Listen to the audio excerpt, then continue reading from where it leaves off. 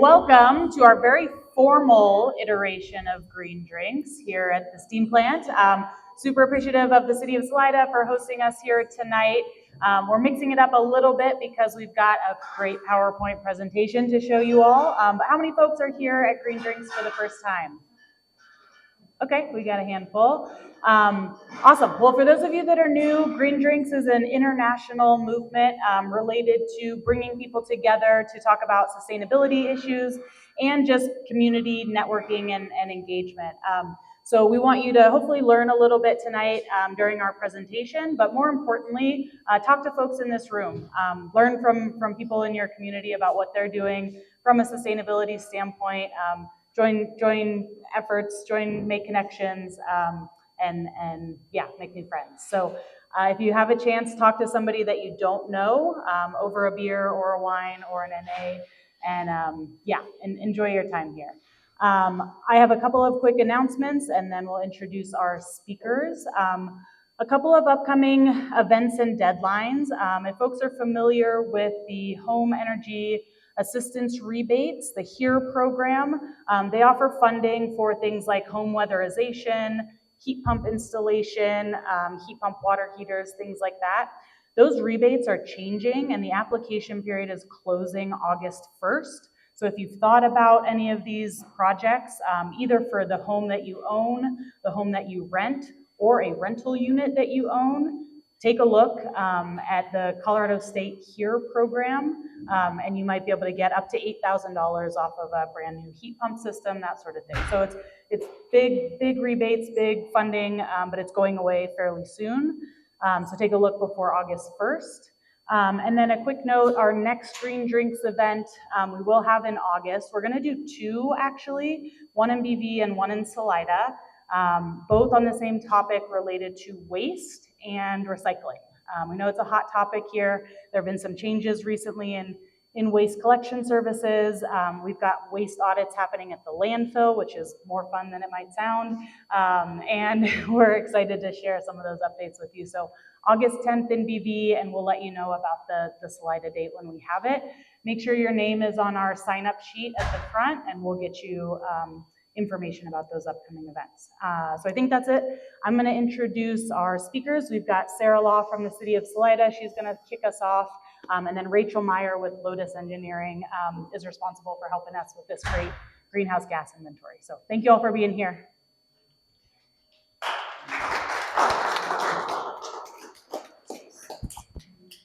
Good evening. Thank you guys so much for being here. We really appreciate it. This can be a little bit of a niche topic, so it really warms my heart to see so many people come out and support.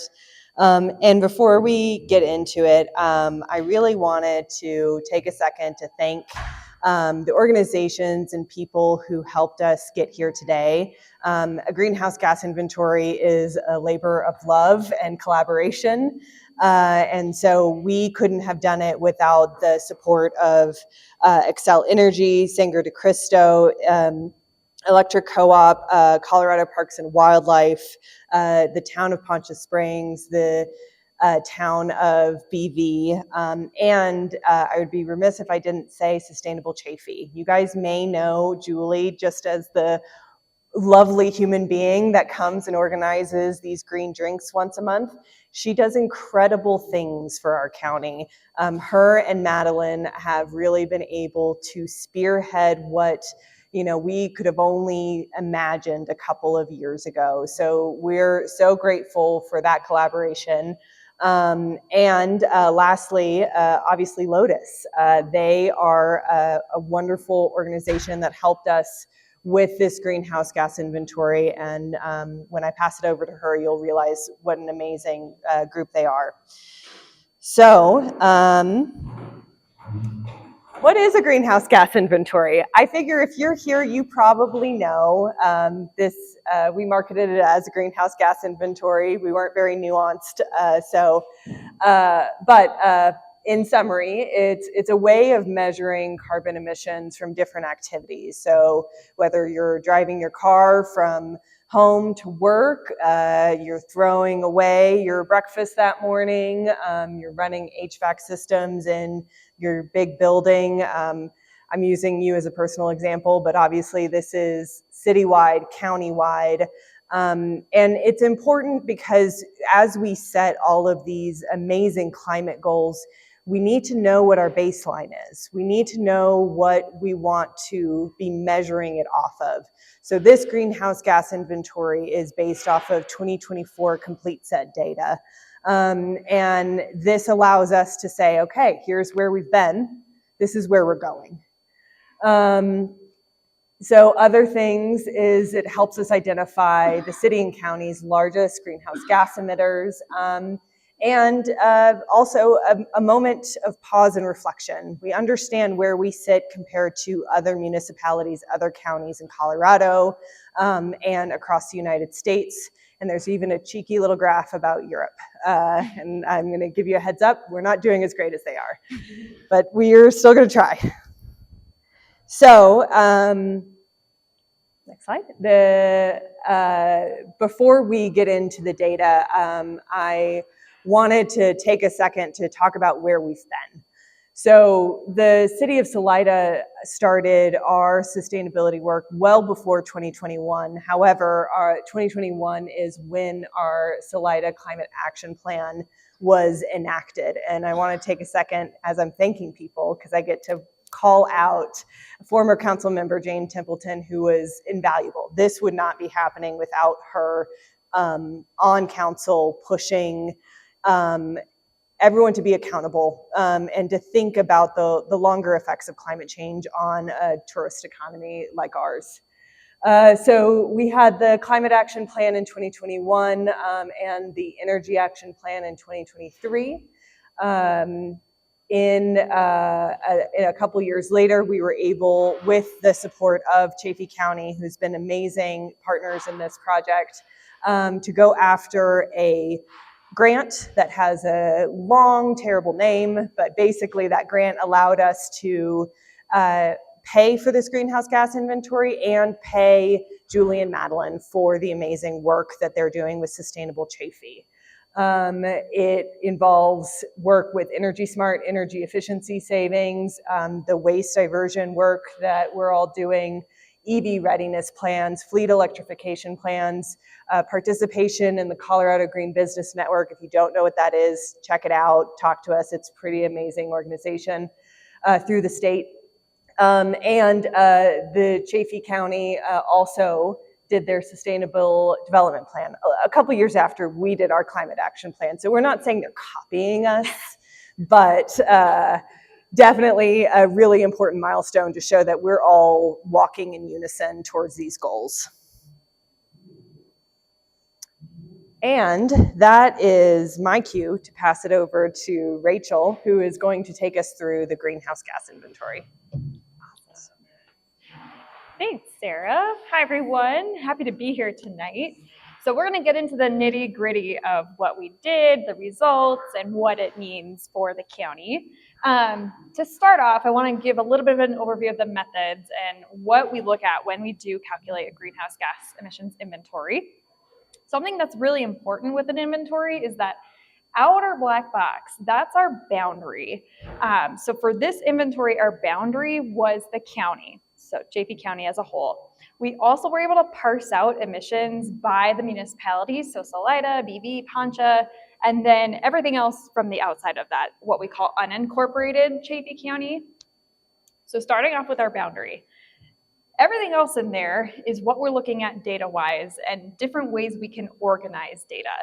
One way we can do that is by the scopes that you can see on the screen. So scope 1 in the tealish box, that's going to be anything fully occurring within the boundary we're looking at. So all of the sources that happen fully within Chaffee County. These things like the miles traveled in your cars, the waste that was landfilled, the energy used in our homes, things like that. Scope 2 is electricity use. That one gets its own. It kind of transcends boundaries a little bit. So scope 2 is just electricity use. And then scope 3 is anything where the activity might occur in the boundary. So say we landfill waste, but the landfill itself actually is outside of the boundary. So the waste we created in boundary, but it's disposed of outside of the boundary. of our community. So we still want to understand those emissions, but they're counted as Scope 3. We don't really have much Scope 3 happening in the Chaffee County inventory. It's only really transmission and distribution losses, which is the electricity lost in the process from generation and the substation getting to our houses and our buildings. We're able to calculate the rate of loss for that, and then what the emissions impact is from that. And then a little bit of out-of-boundary transportation. The other way we can look at sources of emissions is by sectors. So the big categories on the screen are the sectors. So stationary fuel combustion being energy used in buildings. So not electricity, everything but electricity. Natural gas, propane, if there's diesel and backup generators. In really rural places, sometimes you get wood stoves or fuel oil in the Northeast. That doesn't really happen here, but we have propane and natural gas mainly in that stationary fuel combustion sector. Transportation, things like vehicle miles traveled, off-road emissions from ATVs or any vehicle that doesn't drive on the road. We have wastewater treatment. We have a little bit of agriculture in the county, so we've got those emissions. And then industrial processes and product use, those are emissions from refrigerant leakage in HVAC systems in buildings. And we're guided by a protocol which tells us the methods and the calculations and what is acceptable data to use in order to get the total emissions. This is used globally. So what we used, it's called the Global Protocol for Community Scale Greenhouse Gas Inventories. Used globally, it's sort of the standard for how to calculate greenhouse gas emissions. It sets the stage for us. That way everyone who is measuring emissions is measuring with the same methods. That way we're better able to compare apples to apples, different communities across the world. So into our results. We're gonna start with Chaffee County. So the county as a whole, our total emissions in that box you can see just shy of 300,000 metric tons of carbon dioxide equivalent. That's our unit for measuring emissions. That's about equivalent to powering all the homes in the county for 3.5 years, in case we need sort of an equivalency. You can see the bars descending from left to right on the chart. We have this organized by sector, so that's gonna be transportation, waste. We have buildings split out between residential buildings and commercial buildings. We organize them this way too because it helps us think about policies or think about actions that we can take targeted at these different sectors. So our biggest bar on the left, that's gonna be transportation. So our largest sector of emissions being transportation, followed pretty closely by residential building energy use, and then commercial and industrial building energy use. All of those three added together are the vast majority of emissions in the county. Solid waste is kind of in the middle at about 35,000 metric tons. It's that darker blue bar. Then we have agriculture in the light blue bar, and the tinier bars being wastewater treatment, refrigerant leakage, and then what we call fugitive emissions, being the gas lost on the gas transmission system. So there's what our sectors look like for the county as a whole. And now we've got those same sectors for our different jurisdictions. So at the top, we've got BV. In the middle, we have Poncha, Salida, and then at the bottom, what we're calling unincorporated Chaffee County. So everything outside of those three cities.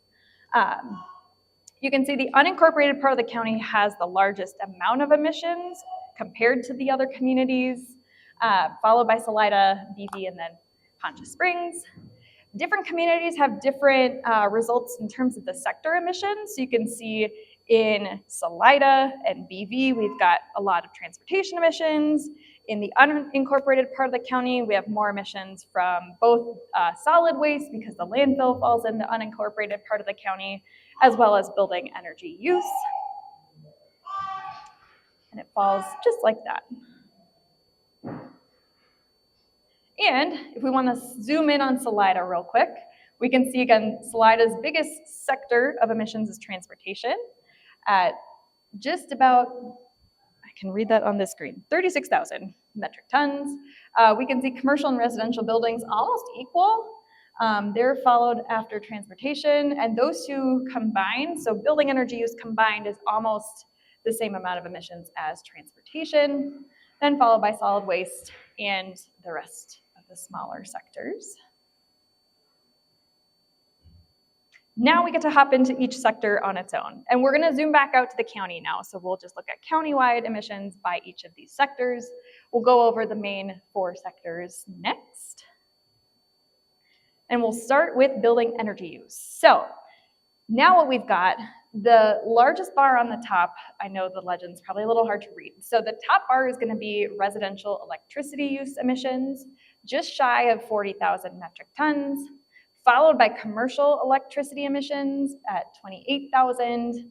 And then almost exactly the same, we've got commercial natural gas and residential natural gas at 23,000, almost 24,000 metric tons. Residential propane below that at 16,000. Commercial propane at 13,800. And then at the very bottom, the natural gas leakage at 159. Pretty small. So this is pretty common in communities to see electricity emissions higher than natural gas emissions. The electric grid in different places is more renewable or less renewable depending on the utility. Here we've got 2 utilities, so we have Xcel Energy and we've got Sangre de Cristo. Sangre de Cristo gets their electric from tri-state generation and transmission. They have a higher emission factor than Xcel Energy, which means that there's less renewables on the tri-state grid than there is on the Xcel grid. And Xcel is the only one of the 2 that are actually bound to the state law where they have to hit 100% renewable electricity by 2050. So theoretically, should they hit their goal, you would see 0 Xcel related electric emissions by 2050. Tri-state, not bound to that. They're probably adding renewables a little bit slower. So over time, if you keep measuring these emissions, you would hopefully see a decrease in those electric emissions just due to the fact of renewables being added to the grid. The natural gas and the propane emissions won't do anything unless you add more natural gas or you use more natural gas over time. And that really, I think, highlights the importance of electrification and converting these gas and these propane systems to electric systems to hopefully become more renewable over time. Next up is transportation. So what we have in our transportation sector, on-road vehicles, so all the gas, all the diesel vehicles, transit buses, electric vehicles, any vehicle we've got. We have off-road vehicles, so any ATVs or snowmobiles, anything not driven on the road. And then we have the airport emissions as well, which are pretty minuscule in comparison to everything else. The blue bar is gonna be our gasoline vehicles, so the gasoline and ethanol used in on-road vehicles, just about 35,000 metric tons for the county. The diesel vehicle emissions, just about 34,000 for the county, so they're actually really pretty close in the grand scheme of things. 178 metric tons from electric vehicles, and then just about 12,000 from off-road vehicles. So highlighting the importance of also transitioning transportation and vehicles from gasoline or diesel powered to electric vehicles. Then we have our waste and wastewater. So here we looked at the landfill waste, we looked at compost, and we looked at the different types of wastewater treatment, because we have some more rural places on septic, and then we have our communities which have centralized systems. So you can see the vast majority of this, that 95%, is from landfill waste at the landfill, and then that remaining 5% just from the treatment processes of wastewater in the community. And then finally, we have agriculture, forestry, and other land uses. That's what AFOLU stands for. These are the different sources on the left. So enteric emissions being the actual emissions from animals digesting, burping, farting, all of that. Biomass emissions, so that's gonna be any burning of materials like trees and grass, anything else. Manure management is manure. And then managed soils and urea are both ways to look at fertilizer use in the community. So you can see the vast majority is the enteric emissions, so the animals themselves, followed by the biomass emissions, so the burning, any wildfires or controlled burns, and then manure management. We also took a look at soil carbon sequestration, and we wanted to understand what the impact were of some of the grasslands and the rangelands just outside of communities to look at the impacts of potential development on soil carbon sequestration. And what we found was that there's the potential for just shy of 25,000 metric tons per year of sequestration from those just like outer lands just outside the communities. Should those be developed, that number would go away, and that would be turned back into emissions from buildings and cars and just general development. And a couple other sources that we looked at called avoided emissions. So we can avoid emissions through recycling, renewable energy, the avoided land use change that I mentioned, and composting. So our land use change obviously has the largest potential avoided emissions at just shy of 25,000. Recycling, we found that there was just shy of 3,300 tons of recycling that happened in 2024 in the county. And that avoided just over 3,000 metric tons of emissions, so that has a really pretty big impact. Compost, there was 264 tons of food and grain waste collected. That avoided 38 metric tons of emissions. We have renewable energy systems, so that's going to be like rooftop solar systems in the community. That generated about 15 million kilowatt hours, which is really great. That's exciting. And that avoided 2,641 metric tons of emissions. So you can see there is a lot of activity in the community that's already happening, these programs and people just already adopting these climate actions, and that's really important, and we can start to track that progress over time using the inventory. All right, so key findings, which I've mentioned, highest sector emitters, transportation and residential building energy use. I don't think that probably comes as a surprise to any of you being a tourist community. That is like most other mountain communities I've worked with. Higher transportation emissions are attributed to on-road vehicles, so gas and diesel. Diesel also includes some of those like delivery trucks and semi-trucks coming into the community to bring their materials. And residential energy use attributed to electricity and natural gas use. The unincorporated, so not everything outside of the cities, makes up half of the county's total emissions profile.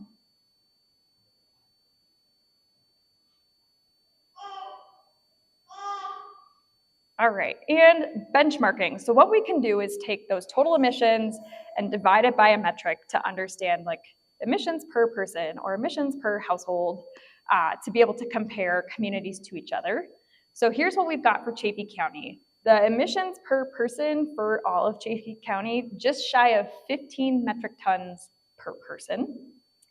The emissions per gross domestic product, so that's a way to look at the economic impacts on emissions, 0.00022 metric tons per GDP. The amount of electricity used, so that's gonna be kilowatt hours used per household, is just shy of 8,000. And then therms of natural gas per housing unit is about 400. And then looking at that commercially, the amount of electric use per square foot is just shy of 7.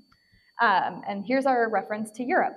So emissions per capita at the US scale, 14.2. Colorado's a little bit below that at 13.9 metric tons per person. Europe's at about 7. So they're a little bit ahead of us in Colorado and in the country, which is probably not a surprise to anyone, but we can aspire to be them someday, and then we can take a lot of lessons learned from them.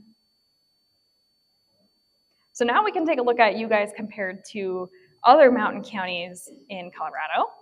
I will say as a caveat, Chaffee County is the only one that's got a 2024 greenhouse gas inventory. You can see everyone else did theirs in 2023, so just a caveat, it's not perfect year-to-year comparisons. but it's there on the screen. We have our population in the middle, so we have smaller counties like Ouray and San Miguel. We have bigger counties, just a little bit like Routt County, and then we pulled in Blaine County, Idaho. The emissions in that fourth column, so Chaffee County just shy of 300,000, pretty close to San Miguel and Routt County. Blaine County's got more, closer to 440,000, and then Ouray has quite a bit less at 127,000. Then we can take emissions per capita. So Chaffee County, remember, just about 15 metric tons per person. Ouray and San Miguel, a lot higher. I think they just have smaller populations year round, and then they get more of that tourism. And then they've got, San Miguel at least has the Telluride Airport, and you get a lot of private jet emissions and stuff from that. They have a lot higher emissions per capita. San Miguel's at 38, and then Ouray is at 26. Routt County is a little less. I think they just managed to have less emissions. So they're at about 13. And then Blaine County, Idaho, just about 18. So Chaffee, you guys are right about in the middle. You're on the lower end of that group. So that's looking really good. And now what we can do. We have a lot going on already. Sarah's mentioned some programs. Julie's mentioned some programs. You've seen some of those avoided emissions stats up there. So stuff's happening, and that's really good. We have those plans that are telling us what to do, and so here are some of the things we want to highlight. Vehicle electrification and multimodal transportation options, so busing, biking, walking, scootering, not driving in your car. Energy efficiency and building decarbonization, so an efficient building is the best kind of building. You're not wasting energy in some way, and then highlighting the importance of building decarbonization, so taking those natural gas and propane systems out of the building, switching them to electric, and as the electric grid gets cleaner, that building itself gets cleaner. Expanding waste diversion opportunities, so more recycling, more composting, less waste itself going to the landfill. That's always a good thing. More circularity, and then tourism management, so finding a way to balance the economic benefits of tourism while mitigating the emissions impacts of tourism.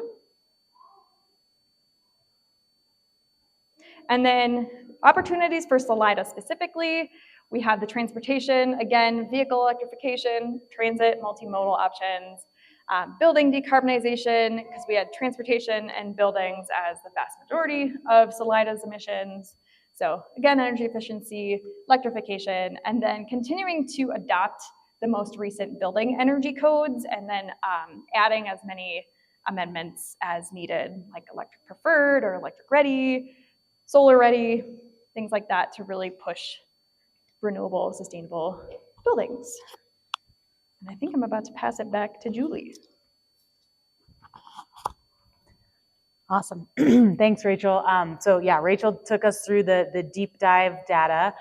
We've got one other piece that we are still working on, right? We're going to take all of this information. It's a baseline for 2024, but we want to continue to gather data, and we want to make decisions based on this data to prioritize all of the different projects we're working on, right? So again, from transportation to building energy efficiency to waste reduction, we unfortunately don't have the capacity to do all of these things all at once.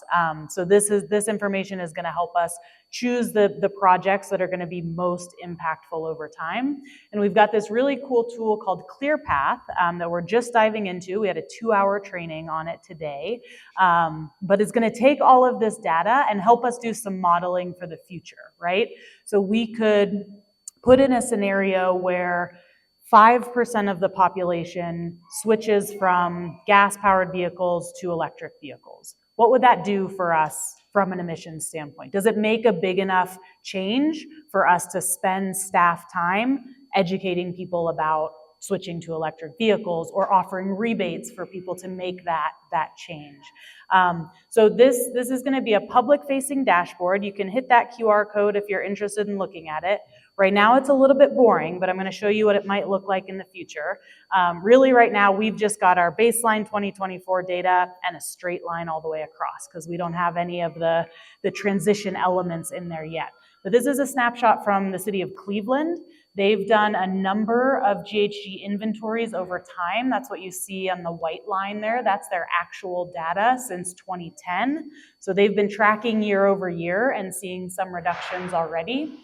Then the red line is basically the what if we don't do anything, right? What if we just stay static and kind of continue? That line will sometimes go up if we have population increases, right? If we're on a 1% growth trajectory in Chaffee County, our emissions are gonna go up, not down, if we don't do anything. And then what you see in the yellow, green, and blue are the various emissions by sector. So residential and commercial buildings are in yellow, transportation in green, and I think waste in blue. And this is what happens if they put in place some of their residential building electrification plans. So you're gonna see those emissions go down over time as they implement these programs and incentives and rebates and things like that. So our goal is to come up with a better looking graph, something like this, that gives us some direction on how to model these changes and where to put our time and energy and money in to bring our greenhouse gas reductions down. Yeah, so this is the future. We heard a lot about where we're at currently, and we're excited to keep moving forward. But I think that wraps up our presentation. But we will open it up to questions if folks have some, and I'll invite my guest speakers up because I might have to pass it off to some of them. Michael, go for it. Could you put the QR code back up? Yeah. QR code is back up, yeah. Other questions? One here. Really appreciate the population adjustment factor. Did you happen to calculate it for town to town? And also a comment on the unincorporated. It's a pretty low population, really large emissions profile. So just wondering what you thought about that. I can take a first stab unless you want to. So actually about 50% of Chaffee County residents live in unincorporated Chaffee County. So it's a bigger percentage than you might think, and those total emissions account for about 50%. But there are a couple of factors like the landfill being in the unincorporated part of the county, so they get credit for a lot more of our waste. Is there anything else you want to add? You know, I would say the other thing is there's some larger facilities in the unincorporated part, namely, I think the correctional facility is technically in the unincorporated part. Monarch Resort is in the unincorporated part. So you have some of those bigger kind of energy users. That's why I think that building energy use part is so large. And as Julie mentioned, the landfill being in the unincorporated part. We do have those emissions per capita per community, and I cannot remember them off the top of my head, but we have them. Yeah, they are in the final report, yeah. Yep. Yeah. Back there. Can you break down the transportation numbers a little bit? You've got people who live here who drive cars in the community up to other parts of the county. Then you've got people driving through, and that's counting towards the numbers, right? I'm gonna give you that one. Not full pass through. So say someone drove from Leadville to Gunnison, that trip does not count because the way the protocol has us attribute vehicle miles traveled is whoever is the start point and the end point each take half the trip as their own. So if they don't stop in Chaffee County, we're not tracking or counting that mileage. But if anyone starts, say in Salida and drives to Colorado Springs, or comes from Denver and stops in Salida, half that trip mileage is counted. So anything fully within the county is counted. If you start from home and drive to the grocery store and back, and then half those trips that start or end in the county is for vehicle miles. That is a great question. So was it a transportation study that's happening? Yeah, the Safe Streets for All. The Safe Streets for All analysis was happening at the same time. So we reached out to who was it? Barron Piers, I think. Another consulting firm that's running that study. They were analyzing vehicle miles traveled. So we worked with them to collect that data and analyze it. They only had some spring month data that they were working with while we were doing this analysis. So we used a couple other data sets to extrapolate that and try to expand that to be a full year's worth. So we used some state data, some CDOT traffic counter data to help us scale from spring to summer and winter. and then extrapolate that to a whole year. Yeah, and I'll add one thing. So, we think a lot about kind of the tourism economy here and understanding how much of this greenhouse gas emissions are coming from residents versus the people who are, coming here. And I think the VMT data helps us get towards that, but we didn't have a great way to differentiate, per mile, how many of these miles are tourists versus residents. So that would be something, if we're able to get more granular data in the future, we'll have better info on. But one thing that Lotus did do was look at some tourism data, including Monarch Visitor Days, and then AHRA, Arc Headwaters Recreation Area, boating trips. And some of those graphs and reports are included in the final report that we'll have a link to on sustainablechaffee.co. But the graphs, especially the AHRA data, are fascinating, right? You can see this huge spike in the summer in the number of vehicles and then the number of people, right? Even from the rafting, like buses and that sort of thing. So that's, again, a place where we have an opportunity in the future to dig in a little bit deeper to understand what emissions are coming from residents versus the tourism economy. Yeah. Yeah. So Poncha kind of blew everyone else out of the water. What's going on with the smaller population and fewer tourists? Yeah, I think that's a big part of it. It's just smaller population, more concentrated, and fewer services also, right? So grocery stores and people are coming to Salida to do their shopping and to do, their engage in entertainment, everything else, fewer commercial businesses, that sort of thing. Was there anything else in Poncha that you think kept that number relatively low? No, I think it is generally just the size and the nature of the community, but maybe there's people coming to the brewery. That's a big, big draw in Poncha. Yeah, for sure. Other questions? PT. I appreciate the tariff emissions and then highlighting the sequestration piece because that is significant. Without those ag operations, that's a plus 4,000 metric tons, I think. And I think that's something that's worth noting because we've been working really hard at the county to ensure that ag resiliency and those guys stay in operation. And then that land is a little bit harder to develop than it used to be. So, I think that's just something I wanted to point out there. Miles. Does the city or county have any plans to measure gas emissions from any other colors of houses? Nope. He's just being snarky. Yeah. So I guess based on what you found and what I learned from Heather and Fire, what would you say you're excited about in the next 5 years? And what would you say you're worried about? Good question. Do you want to take? Yeah. Start. Yeah, you can start. Yeah. I'm going to start and then I'll pass it over to Julie. From the city's perspective, I think we see a lot of opportunity in transportation. We are able, through a couple of grants, we're going to start pursuing more charger infrastructure on municipal property, which allows us to transition municipal fleets over. So our municipal fleet right now is like 60 some odd cars, not counting police and fire. And frankly, they're going 2 miles, one building, the other building, and they're checking in on that street. Being able to transition those over to EVs is going to be great. And we just finished up our fleet electrification assessment program to transition 16 vehicles over. That is in process over the next 5 to 10 years. And another thing I'm very excited about is being able to do work like this. This position, the sustainability position with the city is so new that we don't have a lot of baseline tracking.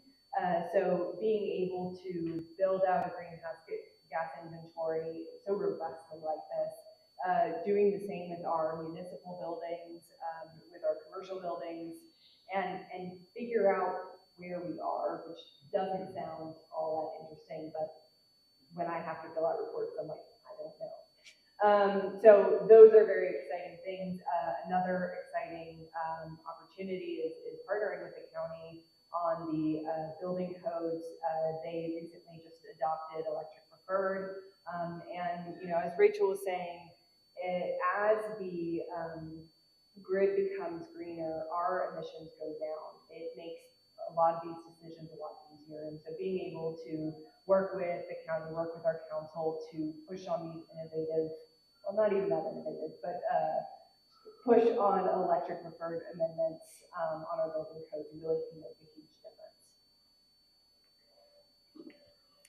Yeah, transportation I think has been sort of a hot topic coming out of this inventory because it was such a high number both in the city of Salida and the county. And I think we've got, a community that would be open to transportation alternatives, right? Whether that's local transit, bus service in and, through our communities. And not only does that, help with emissions by getting cars off the roads and people into potentially electrified buses, right? But it also has a lot of just ancillary community benefits, right? Accessibility, people's ability to move around town, workforce support so people can get to their jobs, that sort of thing. So I'm really interested in digging in to understand how these potential changes and transitions can be good from not only a climate perspective, but from a kind of community benefit perspective. I do think like housing and building infrastructure is fascinating. I've been learning just a ton about it lately, but it's also a really hard and expensive thing to change. It's not cheap to put a heat pump system in your house and shift from, especially in these older houses, from gas systems or wood burning stoves to full electrification. So we've got to be really creative in figuring out solutions that help people move in that direction. And then, like Sarah said, get in front of this new construction, right? And do it well and do it efficiently and in a way that's affordable for people. So that I think is, on a larger scale, just one of the bigger challenges we have to figure out. Any other questions? Yeah, John. Do you have to accommodate for natural emissions like wildfires? Yeah, and we were just talking about that in our training today. So the data that Lotus gathered on the agriculture, forestry, and land use comes from kind of a global tool that measures vegetation coverage. So when there's a major change in vegetation coverage, like a wildfire, that's really going to skew the data in one way or another. So we're still learning kind of through this process on how to select data that is representative, but doesn't overly exaggerate or under sort of report the impact of wildfire in particular. But yeah, it's top of mind right now as we're all breathing in the emissions from Leadville and from Beulah and these other places. Hopefully it makes it a little bit more salient for people about how important those forest lands and public lands are to sequestering carbon and then releasing it when fires happen. Yeah.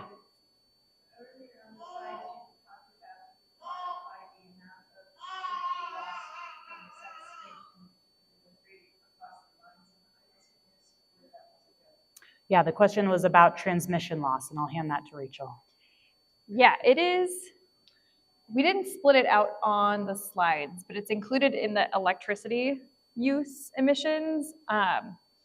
It is small. It's similar to, and I'm sorry to zoom back really quickly, similar to the amount of fugitive emissions. So at the very bottom of the screen is the natural gas leakage. You can kind of barely see it. It's 159. The transmission and distribution would be about that same size. We just lumped it in with the electricity emissions too. But is it so much more lost on the electricity lines than natural gas? There generally, yes, there's more on those than the underground pipelines. Yeah.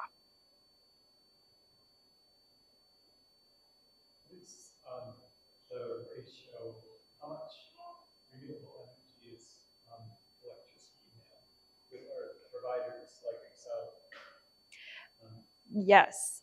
So Sangre de Cristo has a different amount from Excel, and I can't remember how much is on Sangre de Cristo's, but Excel is getting closer to 40-50% at this point.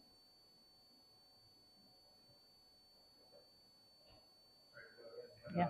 It seems like a lot of the opportunities and levers you mentioned are on transportation energy. there's some upfront costs and like burdens. If you talk about going into old homes, trying to electrify or buying an EV, a lot of people aren't ready to do these things. Sometimes the costs don't cancel out. It seems like the easiest thing that was listed is waste diversion. I particularly see here that there's a huge loss opportunity.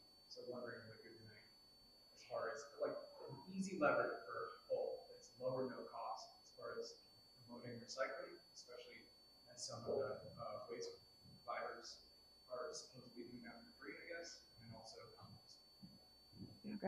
Yeah, I love waste, so I'm glad you asked that question. Yeah, and come to our green drinks next week or next month, and we're gonna dive deep into that. But yeah, I mean, there's tons of opportunity in the waste world. It is just a smaller percentage of our overall emissions, but you're right. Recycling, our participation rates are maybe in the 20% realm right now. There is a program through the state called EPR that should be rolling out hopefully this fall that will allow for free curbside recycling for residents across the state of Colorado, provided by the haulers. Timeline, we're not quite sure when it's going to roll out, but we'll have hopefully more information in August on that. The other big initiative that the county is undertaking is to build out an actual recycling facility at the landfill. Right now, our recycling is traveling to the Front Range to be processed, and it's fairly efficient and expensive for the haulers to do that. So having a processing facility locally would reduce that burden and also allow for folks that are in unincorporated parts of the county or commercial industries to recycle more efficiently here. So yeah, lots more coming on the waste side in the compost world as well. So yeah, join us in August. Yeah. Speaking of low cost to individuals, I think advocacy is your biggest low cost option. In addition to what Julie said, I think the county and the city are doing some really amazing things, and sometimes our electricity providers, our state reps, they need a little encouragement. They need a little nice love from their constituents to really push for, the Colorado greening of the grid. I think that's an amazing thing that we're doing as a state that came from legislators that heard their constituents. So I think participation as well in your local government, in your local committees, and making sure that this is top of mind is super affordable for everyone. And Bill, we have an opening on the sustainability. Keep me up like that. We do have, the city of Salida has a sustainability committee in which we do have openings for. So if this talk or any other conversations you've had recently really just inspired you, we would love to see you on that committee. You're basically talking directly to council and making recommendations, so it's really impactful. Yeah, go ahead, Paul. You have a way of breaking out that commercial natural gas, how much is for like cooking in restaurants versus just heating buildings? Because I think that's another local food place. Restaurants, your model is converted to electric, and then small hoods, what's fire equipment, the whole works, and more food for people. Yeah, so we don't have that from the utilities themselves. They don't get it down to that granular of a level, but we do have data sets that we could use to try to parse that out. And that's a benefit of ClearPath, is the system really wants to get down to that level to understand what happens if we have restaurants convert from gas stoves to induction stoves, or from bigger water heaters and building boilers and stuff to heat pumps.